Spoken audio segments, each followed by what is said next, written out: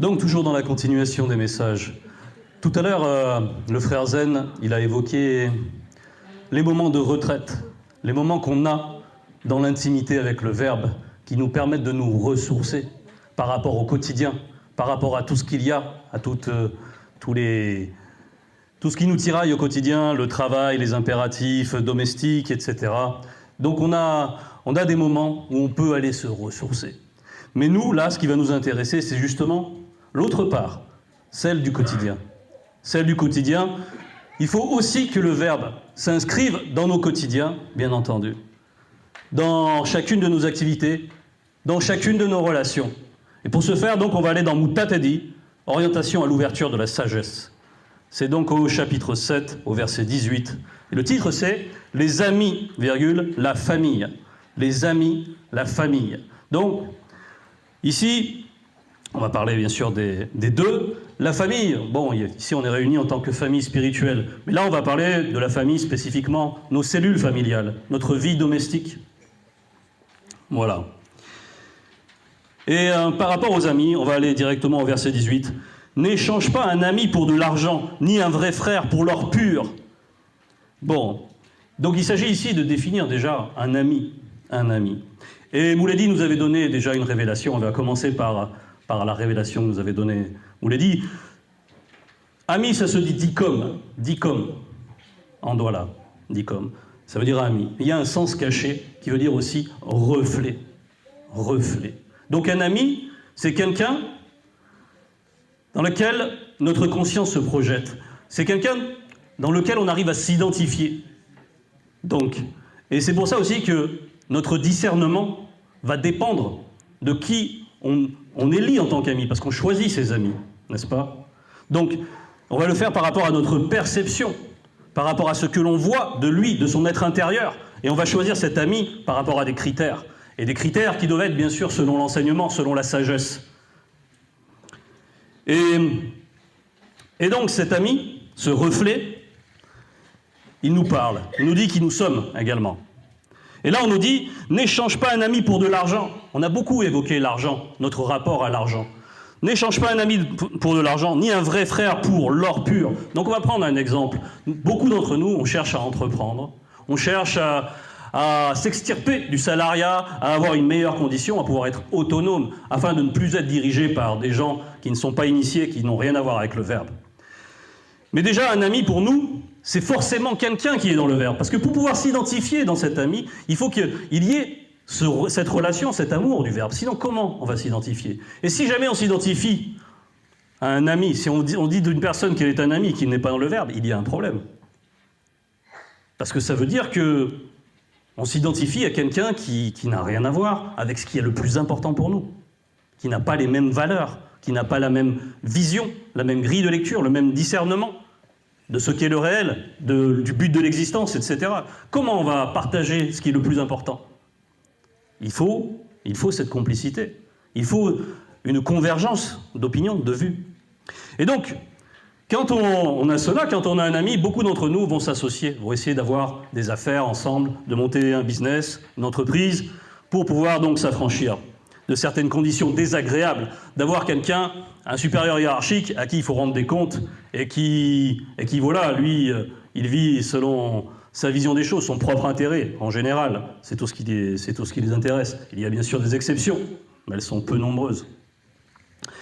Certains patrons ont quand même une notion de la loi morale plus ancrée, mais encore une fois, c'est une exception. Donc, si on est en affaires, avec un ami, on gagne bien, on commence à bien gagner, et là, s'offre une opportunité à nous. Quelqu'un se présente. Ton entreprise m'intéresse. Elle peut rejoindre mon entreprise, et on fera beaucoup de profit avec cette branche-là que tu vas ajouter à mon business. Mais j'ai une condition, c'est que tu dois laisser là ton ami.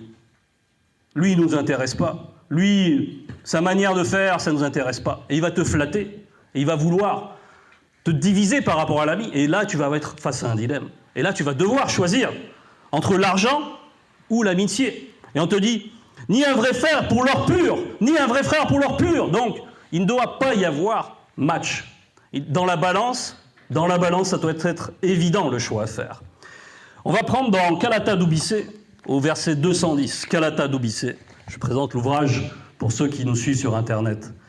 Un livre puissant, extrêmement puissant, qui transcende nos consciences, qui nous amène dans des réalités mystérieuses. Donc au verset 210, Kalata Doubissé, page 30, on nous parle ici de Uma Munyenge, et on nous dit « La muraille était en jaspe, virgule, et le royaume était d'or pur. » D'or pur, on retrouve l'or pur. Entre parenthèses, loyauté. Loyauté. Semblable à du verre pur. Donc c'est le royaume qui est fait de cet or pur. Donc comment tu vas échanger l'or spirituel contre l'or du visible? Ce n'est pas possible. Donc il faut que tu choisisses la loyauté envers le Verbe, la loyauté de ton engagement envers ton ami, qui doit primer sur l'amour de l'argent, sur les richesses du visible, sur les tentations que peuvent amener les démons de la richesse du visible. Voilà. Mais il y a encore autre chose. Kudumane Moula nous dit aussi, c'est donc, pour ceux qui voudront aller voir, dans l'évangile caché de Kudumane Moula, 36, verset 21, « Car là où est votre trésor, là aussi vous serez. Car là où est votre trésor, là aussi vous serez. » Et où est-ce qu'on veut être? On veut être dans le royaume. On veut goûter l'Ongela Bwindea. Il ne faut pas perdre de vue la destination. Donc, choisissons l'or spirituel. Choisissons la richesse spirituelle. Elle n'a rien à voir avec les attraits, on va dire, du visible qui vont disparaître. Bien. Verset 19 de notre passage thème. Ne t'écarte pas d'une épouse sage, bonne et initiée, car sa grâce vaut mieux que l'or. Encore une fois, on nous ramène à cette notion de richesse. Parce que dans nos rapports du quotidien, dans la vie familiale, dans notre vie avec les frères et sœurs, nous goûtons un bonheur. On n'en a peut-être pas assez conscience. Mais regardez les couples à l'extérieur, comment ils se déchirent, comment ils n'arrivent pas à faire ne serait-ce que 3 ans ensemble. Ils font des enfants, ils divorcent, ils font du n'importe quoi, de l'échangiste, n'importe quoi. On est dans toutes sortes de choses qui détruisent les personnes, les familles, les couples et les familles. Et nous, ce que veut le Verbe pour nous, c'est que nous goûtions ce bonheur déjà dans le visible. Ce bonheur familial, ce bonheur du partage fraternel, ce bonheur, on doit le magnifier.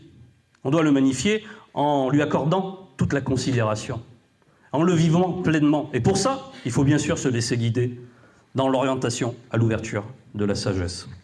Donc, ici, verset 19, « Ne t'écarte pas d'une épouse sage, bonne et initiée, car sa grâce vaut mieux que l'or. » On va prendre également un autre verset, dans Biala Bamounia, 18, verset 22, page 437. Page 437. « Celui connu qui a trouvé une femme initiée et qu'elle devient sa femme a trouvé le bonheur. Le bonheur.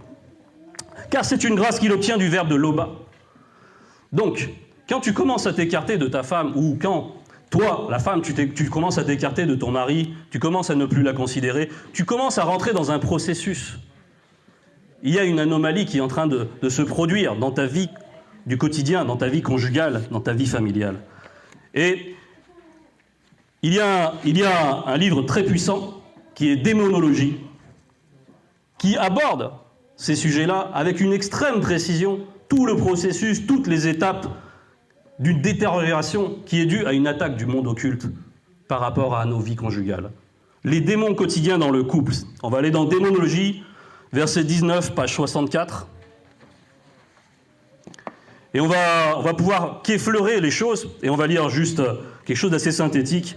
Donc, ce verset, « Dans le couple, virgule, les démons de circonstance manifestent une ambiance désagréable, antipathique, déplaisante, irritante, désagréable. » Donc, c'est ce que certaines circonstances vont manifester dans notre vie conjugale, parfois. Donc, quand ceci se manifeste, il y a des esprits qui sont derrière cette situation. Il faut immédiatement se servir de l'enseignement pour discerner ce qui est en train de se passer. Et il va falloir traiter les choses convenablement avant que le processus n'aille plus loin avant qu'on aille un peu plus loin dans la déconsidération, dans le fait de s'écarter de son conjoint. Donc il va falloir appliquer l'enseignement. Il va falloir se dire « hey, attention, on a été enseigné ». Et j'invite tout un chacun à relire avec beaucoup d'attention ce passage qui concerne les épreuves dans la vie conjugale. Bien, et qu'est-ce qu'il faudra faire? Bon, on sait que, bien sûr, il y a d'abord le respect qui doit être là, et ça va être du point de vue de l'esprit. Il y a le dialogue, et il y a la complicité. Le dialogue, c'est par rapport au corps. Donc déjà, le fait de s'écarter, c'est une chose qui veut dire, là, il va y avoir un défaut d'écoute. C'est-à-dire que je n'ai plus envie de voir cette personne. Et quand je n'ai plus envie de voir, je n'ai pas envie de voir son langage corporel. Je n'ai pas envie d'écouter cette personne. Et là, déjà, comment voulez-vous qu'il y ait le dialogue si, déjà, au départ, il n'y a pas l'écoute?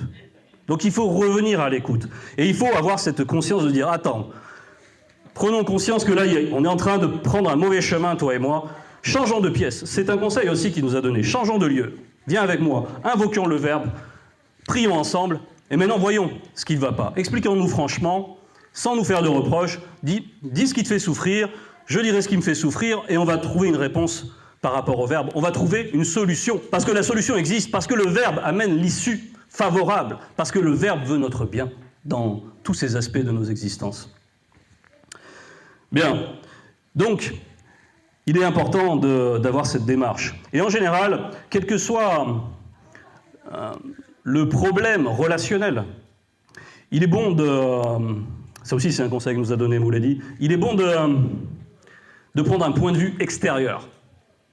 C'est-à-dire de transcender sa propre conscience de mari, de transcender sa propre conscience de père, de fils, de fille, peu importe le cadre relationnel, ça vaut pour toutes sortes de relations, et de voir les choses d'un point de vue extérieur, pour voir vraiment, est-ce que moi, je n'ai pas mes torts, pour essayer d'aller au-delà de sa position, de dire non, moi, je suis juge, je suis l'enseignement, ma femme, elle doit se taire, moi, c'est moi l'homme, je dois dominer, elle ne doit pas me contredire.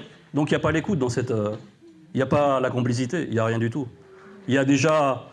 bientôt la séparation en puissance, éventuellement la répudiation. Voilà, c'est tout ce qui va pouvoir advenir de tout cela. Donc, la chose à faire, c'est celle-là, c'est de prendre un point de vue extérieur et d'invoquer le Verbe, bien entendu, pour arriver à bien conscientiser nos parts de responsabilité. C'est aussi manifester l'humilité par rapport à l'enseignement, par rapport au Verbe, par rapport à ce qui nous chapeaute tous.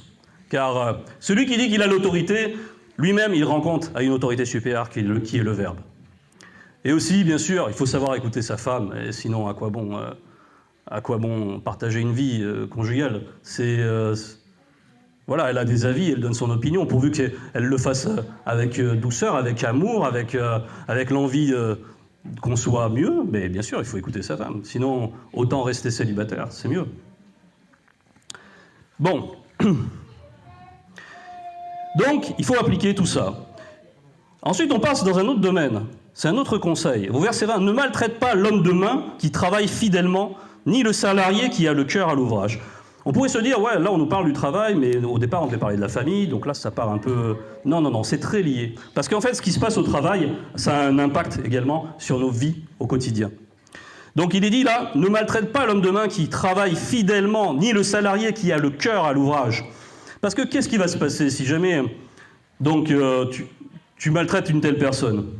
On va aller au verset 21 qui est complémentaire. « Que ton âme admire l'homme de main intelligent, ne lui refuse pas son salaire. » Qu'est-ce qui se passe si tu refuses le salaire? Toi, tu es dans une position où tu peux accorder un salaire à quelqu'un et tu lui refuses son salaire. Mais la personne, dans son foyer, tu vas mettre en péril son foyer, sa vie familiale, à lui.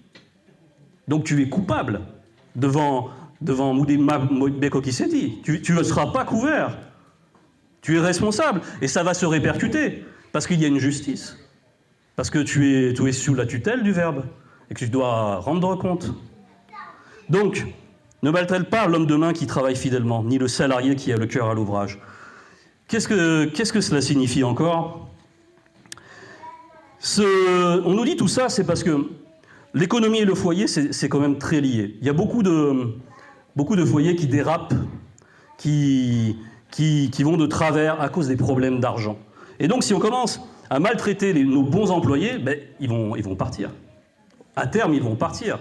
Dès qu'ils le pourront, ils iront travailler pour quelqu'un d'autre. Ils diront, depuis le temps, par exemple, que je me démène pour cet homme, je fais une fois une maladresse, et lui, il arrive, et il y a la notion de maltraitance. Donc, et lui, il arrive, il m'humilie devant tout le monde. Il me fait « Wow, t'as cassé l'outil, tu sais combien ça vaut, tu vas voir !» Et tu vas humilier la personne, alors que jusque-là, elle t'a rendu service fidèlement.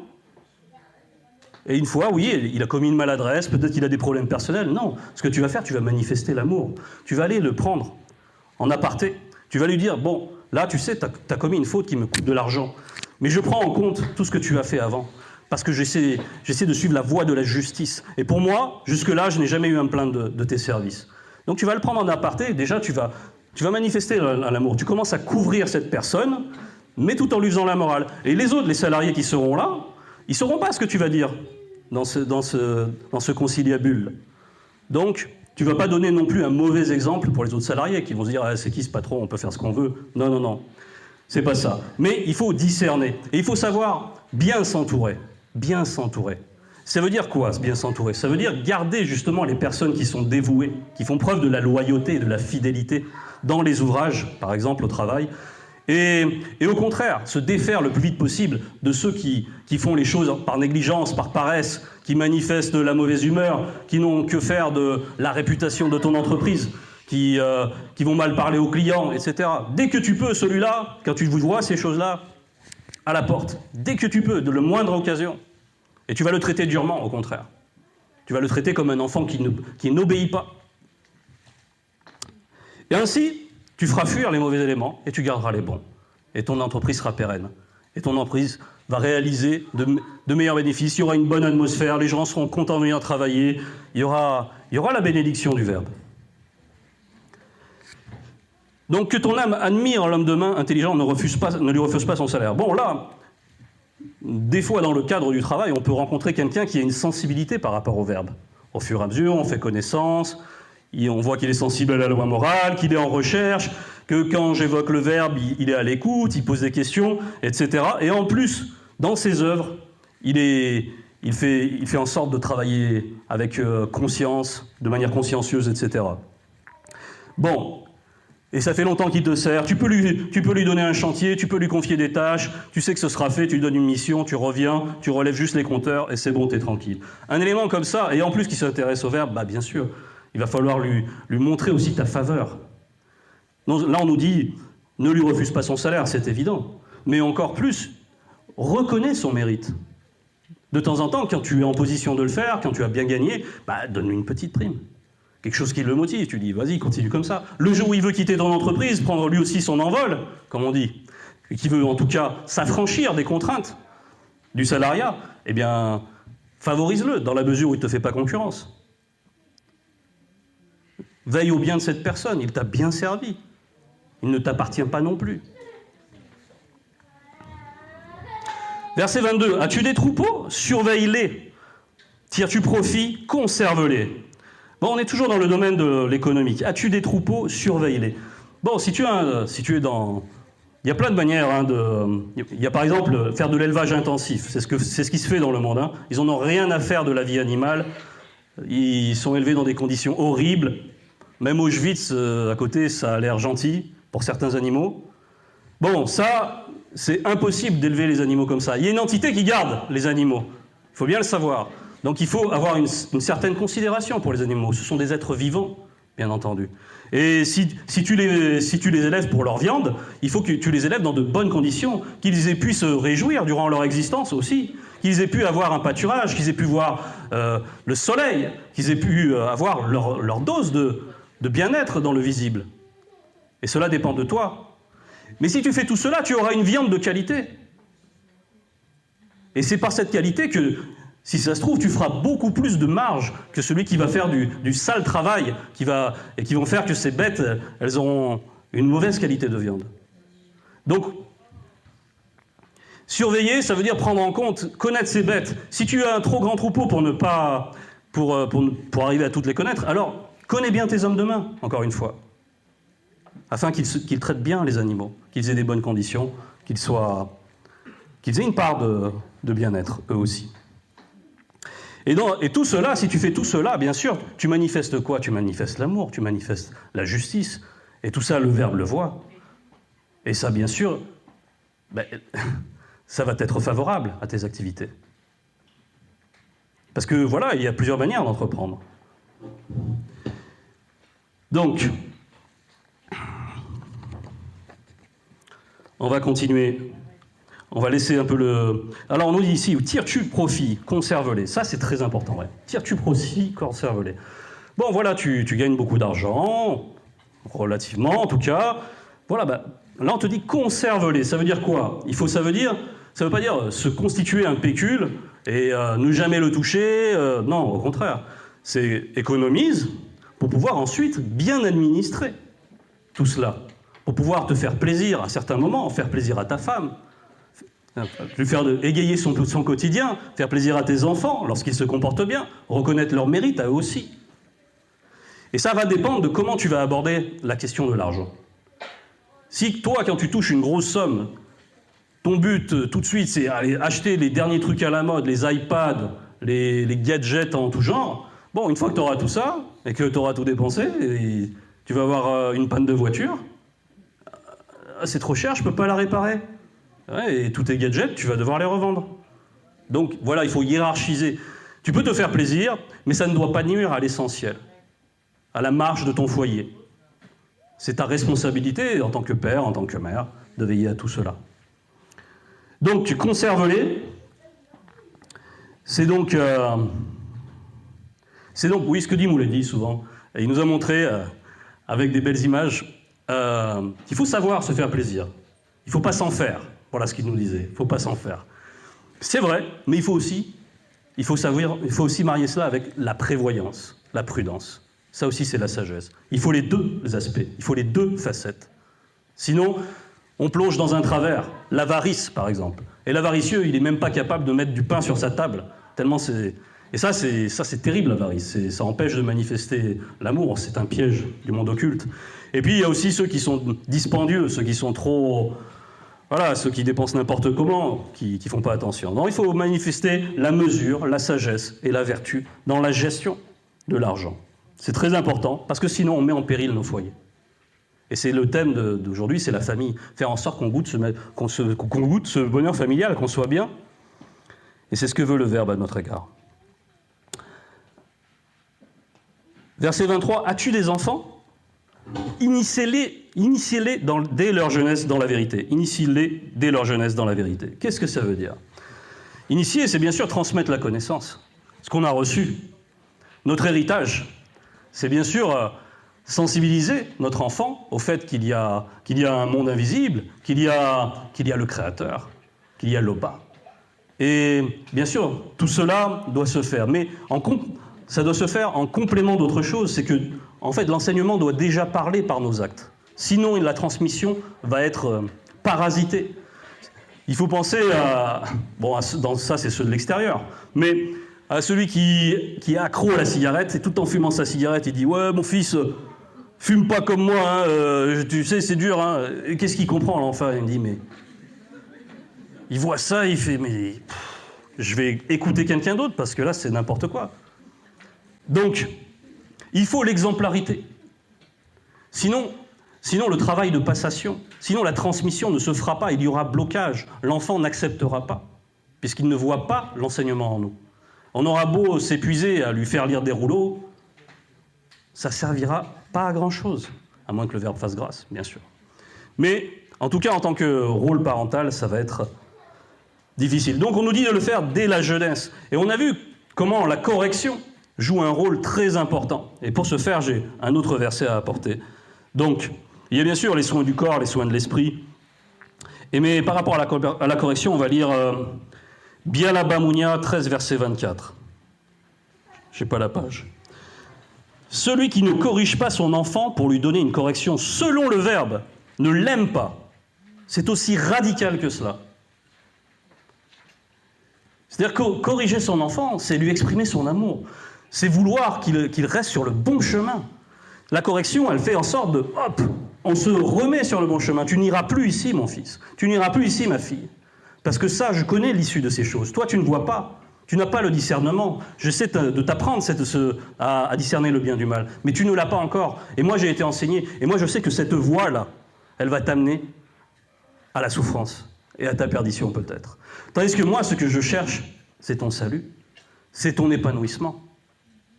Écoute mes conseils, ma fille, écoute mes conseils, mon fils. Mais il ne faut pas seulement se cantonner à donner des conseils, à reprendre juste verbalement. Il faut aussi, quand la chose l'impose, la correction. On a parlé de John Dea, qui les a juste repris verbalement, ses fils, alors qu'ils faisaient des choses abominables. Et ça n'a pas été suffisant. Dans la balance de la justice, ça n'a pas été considéré comme suffisant. Il n'y avait pas la correction. Il aurait pu, par exemple, les défaire de tout droit de prêtrise devant tout le peuple, les faire en sorte qu'ils soient pointés devant tout le peuple, comme étant des gens qui n'honorent pas le Verbe. Et là, en cela, il aurait bien pris la part, parce qu'il faut aimer ses enfants, certes, c'est normal de les aimer, mais il faut aimer le Verbe plus que ses enfants. Il faut apprendre à cela. Parce que si ton enfant, il n'épouse pas le Verbe, ben c'est terrible pour toi. Comment tu vas faire pour te reconnaître en lui ?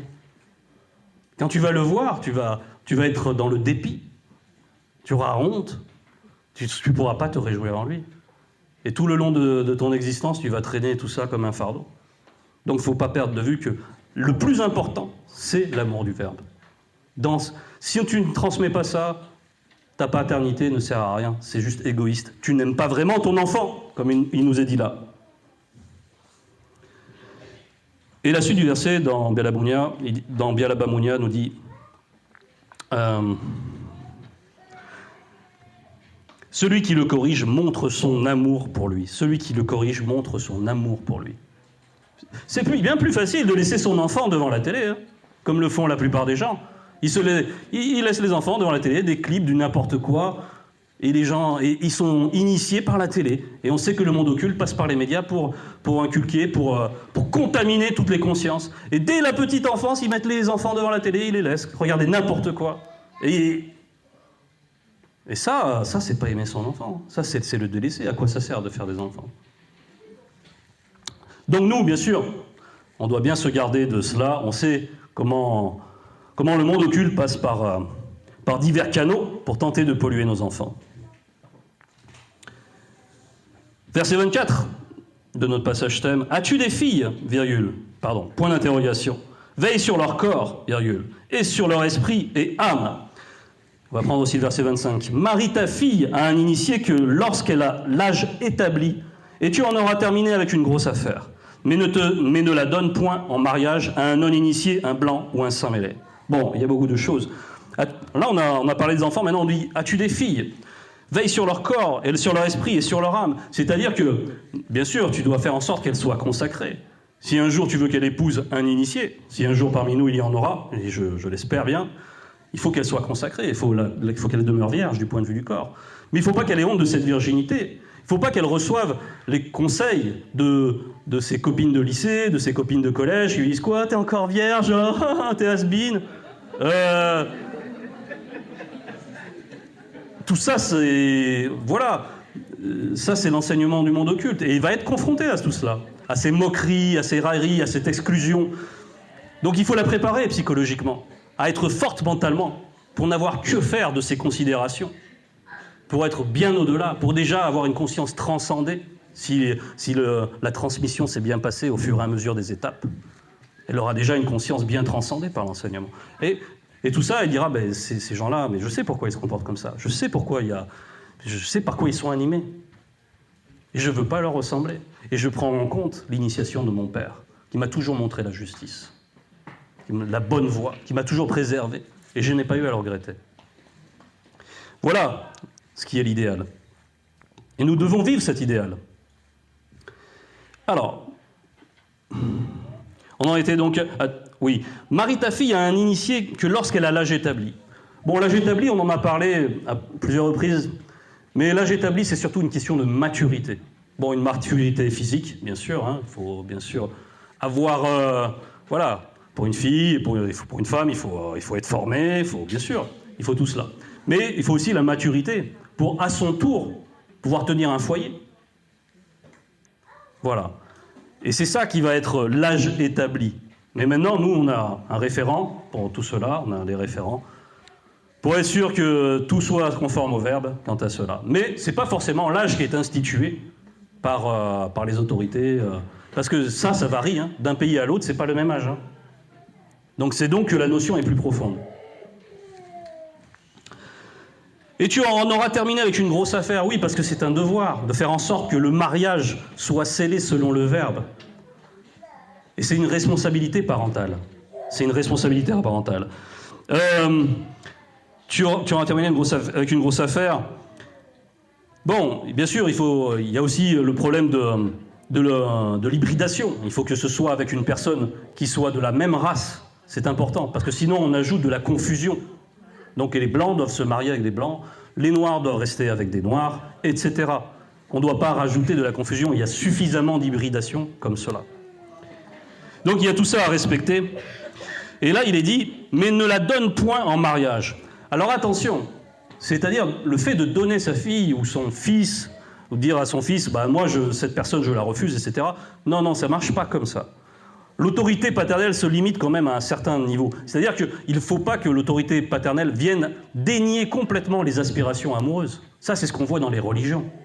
Les aspirations amoureuses, bien sûr. S'il n'y a pas d'aspiration amoureuse, comment veux-tu marier ta fille ? C'est pas le mariage blanc, c'est pas le mariage de force, pas les mariages forcés, etc. Ça, ce sont les religieux qui font ça. Donc, mais ne la donne point. Pourquoi on dit donner ? Parce qu'il y a la bénédiction. Et si ta fille ou ton fils, tu l'as bien éduqué, il va se soucier d'avoir la bénédiction, en plus de l'aspiration amoureuse. Et tout cela sera conjugué. Si tu as bien œuvré, le Verbe disposera ta voix, pour qu'il y ait l'accord entre ton fils, ta fille, et sa volonté de se marier. Donc oui, ce n'est pas comme dans les mariages religieux, ou par exemple, comme on va le voir en verset 26, « As-tu une femme selon le Verbe ? Ne la chasse pas. » On a dit, ne t'en écarte pas. Ne la chasse pas, ça veut dire ne la répudie pas. Ne divorce pas pour n'importe quel motif. Il y a des motifs très précis. Et les religieux aussi ont des motifs très précis. Il y a l'infidélité dans le couple. Nous, on sait que c'est aussi plus profond. Ça peut être l'infidélité dans le couple vis-à-vis de rêves consentis, de rêves approuvés, avec des maris de nuit, avec des femmes de nuit. Ça peut être aussi de prendre volontairement du plaisir en convoitant une femme, en regardant de la nudité. Tout ça, c'est déjà de l'adultère. Et ça, c'est un motif légitime pour une séparation. C'est comme ça que nous sommes enseignés. Mais il y a aussi autre chose. C'est ceux qui ne seront pas fidèles vis-à-vis des lois du Verbe, qui vont volontairement violer les lois du Verbe. Si ton partenaire fait cela, c'est un motif légitime aussi. Parce que eux, les chrétiens, les musulmans, etc., ils vous disent quand vous êtes dans le mariage, bah, si ton mari ne t'a pas trompé, tu ne peux pas divorcer. Point. Il n'y a pas l'intelligence. Ça veut dire quoi ? Ça veut dire que si ton mari, il te frappe, tu vas rester avec celui qui te frappe et tu vas devoir... Et c'est bien ce qu'ils leur disent dans leur religion. Il ne t'a pas trahi. Tu vois, tu peux supporter encore. Il faut aller jusqu'au bout. Tu t'es engagé. C'est un sacrement. Là. Et ils sont complètement délirants. Et ils n'ont aucune idée de ce qui est juste, puisqu'ils n'ont pas l'intelligence. Ils sont privés de cela. Nous vivons les vertus. Donc, si quelqu'un s'amusait, entre guillemets, à faire cela, à maltraiter son mari ou sa femme, parce que parfois c'est l'inverse, hein, on voit ça de plus en plus, bien sûr que c'est un motif légitime, de divorce, puisque le Verbe nous enseigne de prendre soin de notre femme comme notre propre corps. En cela, tu n'obéis pas au Verbe. Donc tu es infidèle vis-à-vis du Verbe. Et donc en ça, c'est un motif légitime. Mais les religieux ne peuvent pas raisonner comme ça. Ils pensent de manière dogmatique. C'est pour ça. Et ceux qui pensent de manière dogmatique n'ont pas d'intelligence. Ils se refusent depuis déjà trop longtemps à réfléchir. Et on les voit pulluler sur les vidéos du Mouledi dans les Facebook Live. Et on voit qu'ils ne sont pas intelligents. Gloire à l'Oba qui nous donne l'intelligence, l'éclairage, l'initiation. Verset 27. Ah oui, il nous est dit aussi, à la suite du verset 26, « Mais ne te fie pas à celle que tu ne peux aimer. Mais ne te fie pas à celle que tu ne peux aimer. » Bon, ça, c'est le risque de vouloir prendre quelqu'un qui n'est pas dans la bergerie pour époux ou pour épouse. C'est un risque très sérieux, très sérieux. Et parce que ça peut très facilement finir en apostasie.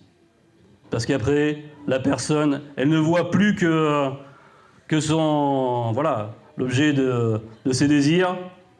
Et la personne qui est à l'extérieur, elle aura tendance à l'amener à l'écart. Parce qu'elle ne voudra pas forcément changer si on n'a pas bien fait les choses. Alors, attention à cela. Il faut que ce soit très clair. Dire, si jamais il y a une personne extérieure, il faut lui dire, mais si tu ne t'intéresses pas au verbe, mais jamais on pourra être unis. Parce que moi, j'aimerais toujours Loba plus que quiconque. Que ma femme, que ma mère, que mon fils. Loba, je lui dois tout. Loba, c'est au-delà de tout ce que je peux, c'est tout ce à quoi j'aspire, c'est louer Loba, c'est le glorifier, c'est l'adorer. Et toi, tu n'es qu'un être humain. Tu crois que tu vas faire le point ?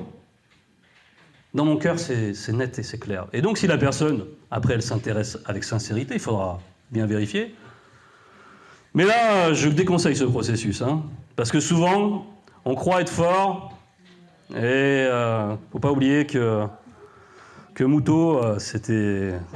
La femme, ça représente aussi la faiblesse, hein, pour l'homme. Donc, prenons plutôt des gens dans la bergerie bien disposés, qui sont déjà bien affermis dans le verbe, et tout se passera facilement. Pourquoi aller chercher quelqu'un, prendre un risque pareil ? Verset 27, « De tout ton cœur, glorifie ton Père initié, et n'oublie pas les souffrances de l'enfantement de ta mère initiée. » Là, on s'adresse aux enfants, aux jeunes. Prenez conscience, c'est pas évident, hein, parce que c'est vrai que le père, souvent, il intervient pour sévir, pour interdire. La mère aussi, on fait la discipline. Et souvent, on se dit, waouh, je peux pas faire grand-chose. J'aimerais bien m'amuser à ça, mais pour telle raison que je comprends pas. Il faut faire attention. Il faut faire attention. Observez vos camarades. Et vous verrez hein, dans quel cadre familial ils vivent en général. Un cadre déplorable. Un cadre déplorable. Où ils se parlent mal entre époux, entre ta père.